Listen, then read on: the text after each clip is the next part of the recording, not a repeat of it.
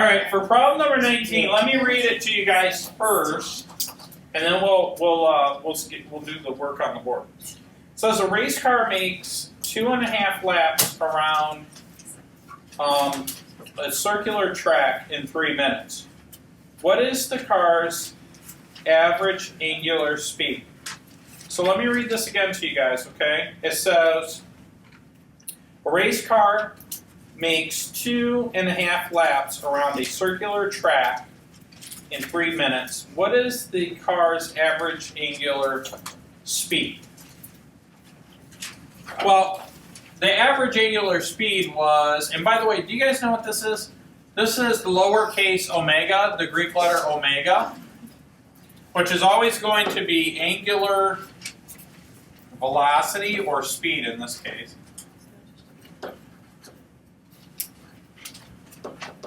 Right? Remember the difference between velocity and speed?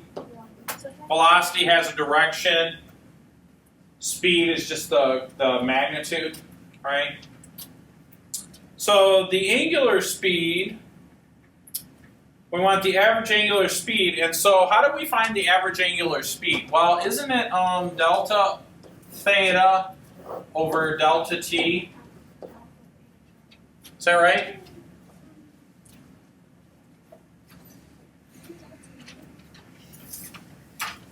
Well, they told us that, okay, so, all right, so here's the problem.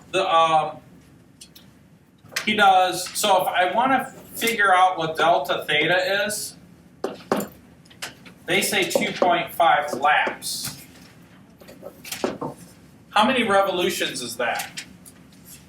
2.5 revolutions, right? So I could say 2.5 revolutions, but is that in radian measurement or degrees? In other words, if I say 2.5 revolutions, does that give me an angle measure? No. What is 1 revolution? 360. 360. Or in radians, it's what? 2 pi. So I need a conversion factor of 1 revolution is equal to 2 pi. Right? And so if I calculate that, what is that? 5 pi? Is that right? 5 pi. And the revolutions cancel, right? So I've got 5 pi. So up here I'm going to say 5 pi. And then my time was, how long did it take them? 3 minutes? But I probably want that in seconds, right? Because velocity, whether it's angular or not, is always got to be, well, in this case, usually it's like meters per second. But in this case, it'll be radians per second because it's angular.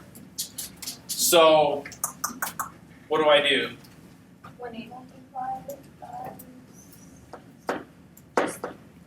60.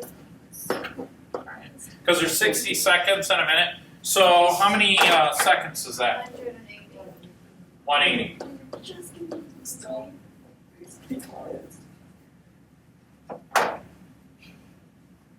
So what is that? If you plug that in the calculator.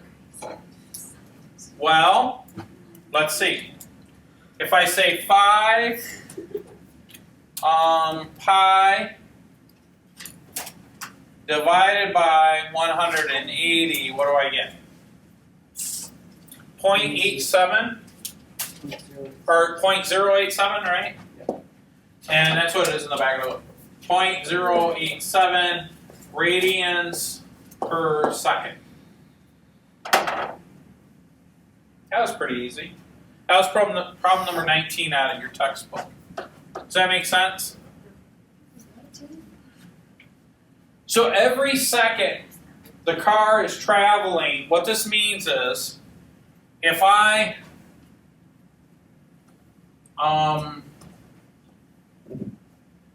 if this is my little car, whoops. If I have a little car that's going around this racetrack, that's a fast car. If I start here,